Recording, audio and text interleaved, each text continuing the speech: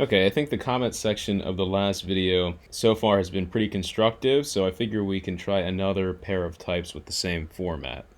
If you haven't seen that video, what I did was I took two passages from the book Psychological Types, and the two passages were general descriptions of two different psychological types, and then at the end I played two clips of celebrities of two different types matching the descriptions, and I said, okay, so I've read the descriptions. Now, for you, the viewer, can you differentiate between the two types that I played?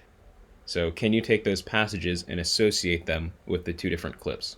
This is a great way to learn about this type of psychology and how you can actually employ your knowledge from a book to a practical example, i.e., analyzing celebrities in YouTube videos and interviews and things like that. And in this video, we're going to be looking at the psychological types of INTP and INTJ. And so if you've narrowed your choice down to the NTs, or the intuitive thinkers, then you only have one dominant introverted intuitive, and you only have one dominant introverted thinker. So if you have your choice down to INTP or INTJ, then you're asking, is the person I'm looking at an introverted thinker, or is the person I'm looking at an introverted intuitive? So I'm going to start with the first passage, which is for the introverted thinking type. Like his extroverted parallel, he is decisively influenced by his ideas. These, however, have their origin not in the objective data, but in the subjective foundation. Like the extrovert, he too will follow his ideas, but in the reverse direction, inwardly, not outwardly. Intensity is his aim, not extensity. In these fundamental characters, he differs markedly, indeed quite unmistakably, from his extroverted parallel. Like every introverted type, he's almost completely lacking in that which distinguishes his countertype, namely, the intensive relatedness to the object. In the case of a human object, the man has a distinct feeling that he matters only in a negative way, i.e., in milder instances, he is merely conscious of being superfluous. But with a more extreme type, he feels himself warded off as something definitely disturbing. This negative relation to the object, indifference, and even aversion characterizes every introvert. It also makes a description of the introverted type in general extremely difficult. With him, everything tends to disappear and get concealed. His judgment appears cold, obstinate, arbitrary, and inconsiderate, simply because he is related less to the object than the subject. One can feel nothing in it that might possibly confer a higher value upon the object. It always seems to go beyond the object, leaving behind it a flavor of a certain subjective superiority. Courtesy, amiability, and friendliness may be present, but often with a particular quality suggesting a certain uneasiness which betrays an ulterior aim, namely, the disarming of an opponent who must at all costs be pacified and set at ease lest he prove a disturbing element.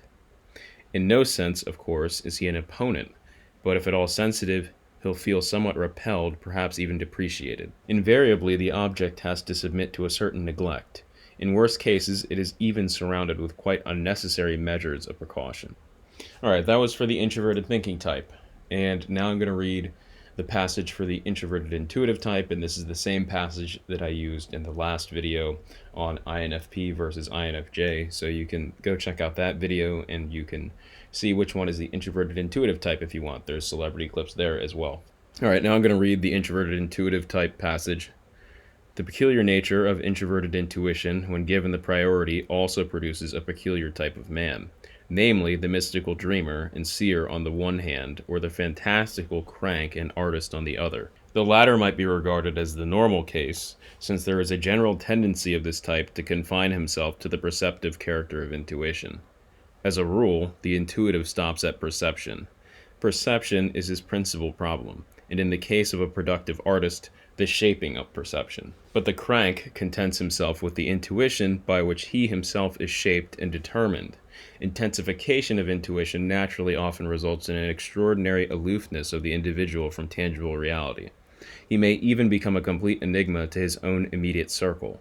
If an artist, he reveals extraordinary, remote things in his art which in iridescent profusion embrace both the significant and the banal, the lovely and the grotesque, the whimsical and the sublime.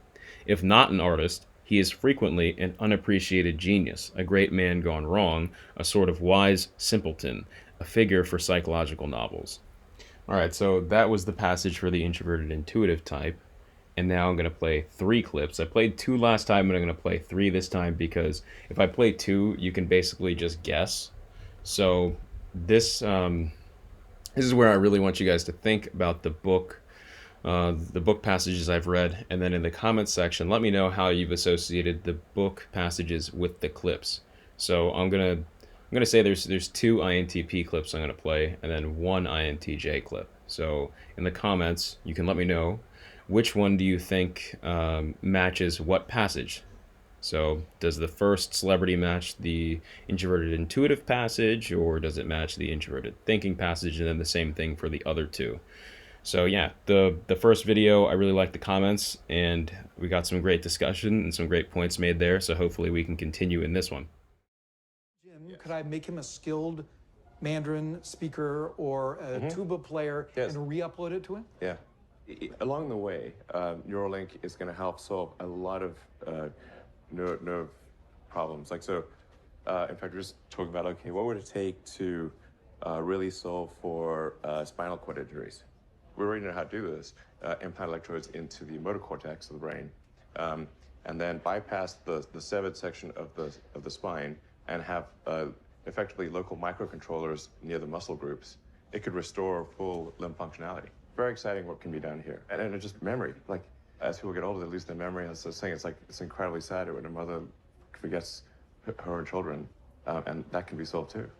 I've seen you speak in person. We've watched some of your interviews. Like, sometimes you seem visibly sad about what's happening. I think we should try to take the set of actions that are most likely to make the future good for humanity. I'm pro-human. That is my job, that is my profession. Obviously, I'm aware that we're dealing with relative subtleties, but people often misunderstand just how sophisticated the human eye is and how it develops over time. And so, for example, you know, I grew up in a generation where when you switch on the television, you know, in the 80s and 90s, you could tell within a couple of shots, within 5 or 10 seconds, whether you were watching a feature film being shown on television, a news program, a drama, a television commercial. Everybody's very sensitized to the differences in imaging technology. They might not understand it. They might not be able to say, this is why this looks this way, this is why that looks that way, and nor should they. But in terms of being sensitized to it and it having an effect on the way they perceive the story they're being shown, that's inarguable. That's a very powerful component of what cinema has always been. It's about what we count as mental.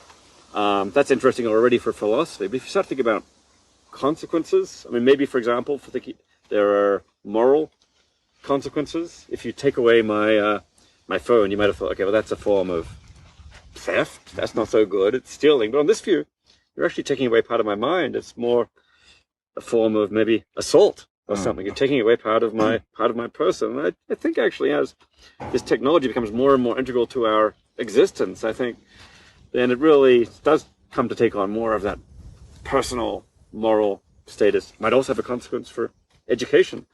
People say test the whole person, don't you know? So when it comes to, for example, can you use your computer or your phone in a testing circumstance? Well, if that computer or that phone is becoming part of your whole person, your whole extended mind, and it's going to be there in the future, then yeah, test the person with the phone, not the person without the phone. That person's irrelevant.